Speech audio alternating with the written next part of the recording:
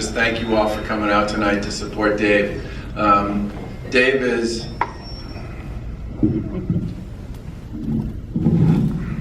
everything you've heard and more. So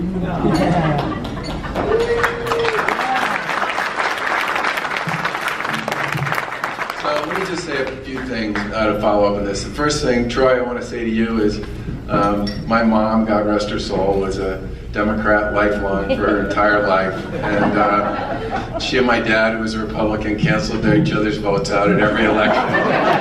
Every year for 60 years. I don't even know if she voted for me, okay?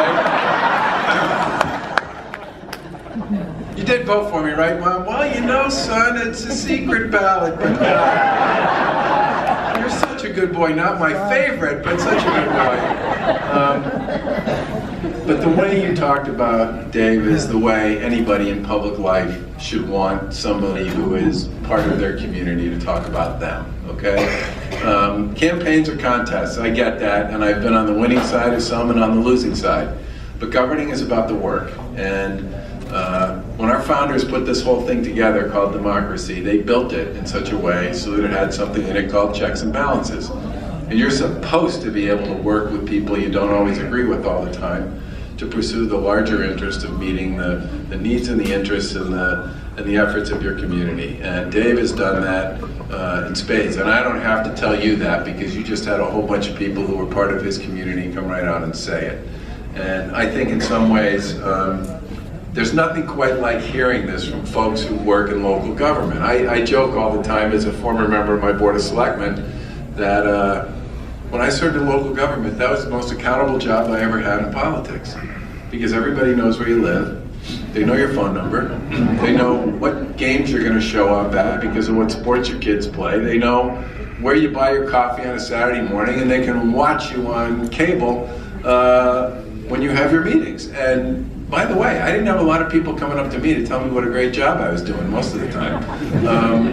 Although they all said they voted for me. I never really knew if I should believe that part or not. But the point here is there's something profound and important about people who get the fact that the Commonwealth of Massachusetts is made up of 351 cities and towns.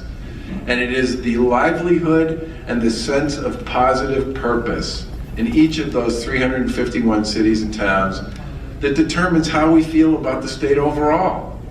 There's a lot of people on Beacon Hill who think it kind of starts at the state level and emanates down from there. It doesn't. It's just the opposite.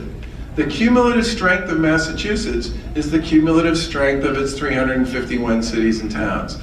And when I talk to people about why we've been so aggressive about local aid, or why we've been so aggressive about municipal modernization, or why we've been so aggressive about the Complete Streets program, or the Small Bridge program, or the Chapter 90 Road and Bridge program, or the host of our community compacts, which the Lieutenant Governor has been out there working with local folks on, or why there are so many people who worked in local government who serve in our administration, is because we really believe that for the Commonwealth to be truly great, it's not just about what goes on Beacon Hill, it's about how it feels at the local level from one end of Massachusetts to the other. So we believe in local government, we want to partner with local government, we want to support local government and support local communities. And if you look at our economic development bill, which Dave, you guys better pass, okay? Where's Representative Madden and Representative Hunt? You guys, Vinny? Better deliver the mail on this one. That bill, if you look at that bill, it is all about partnering with local communities around downtown development and economic development.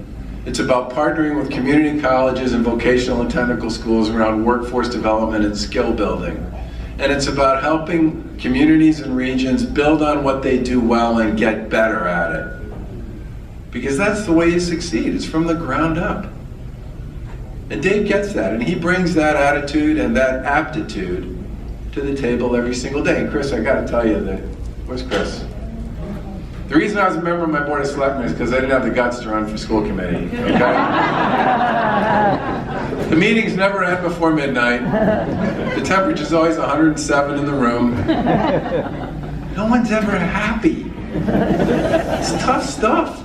God bless you for doing it. But again, this is the kind of stuff that we believe in our administration matters. And it's why we take this so seriously and why we work so hard to work with our colleagues in the legislature, folks like Randy and Vinny and Dave, to get stuff done. And in the end, some of that's about being an R and some of it's about being a D. But a lot of it's about being a citizen of the Commonwealth. And if you can't step up and recognize and appreciate that sometimes the best idea is going to come from the D and sometimes the best idea is going to come from the R, then you're not really playing the game the way it was intended.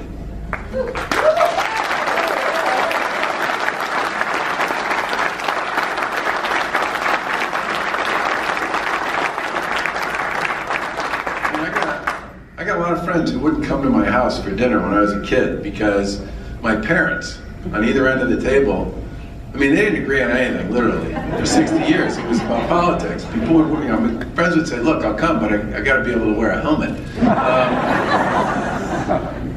But it was beautiful because I learned, first of all, it's important.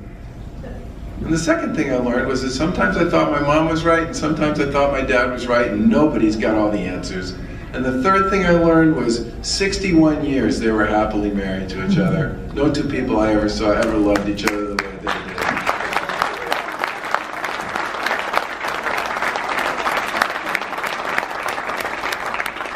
And they weren't trying to have an argument when they talked about this stuff. They were trying to get somewhere.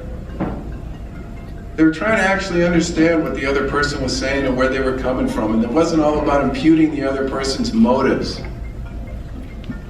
It was about believing that people of goodwill don't always agree about what the best way to solve a problem is. And why should that be a surprise? But it's people who bring that culture to government who are ultimately going to be successful. And I don't mean like politically successful, I mean like policy successful. People who are going to be listened to. People who are going to be incorporated into the process when big decisions are made. People whose opinion will matter when it's all on the line. And in Dave Vieira, you have that kind of person. You have somebody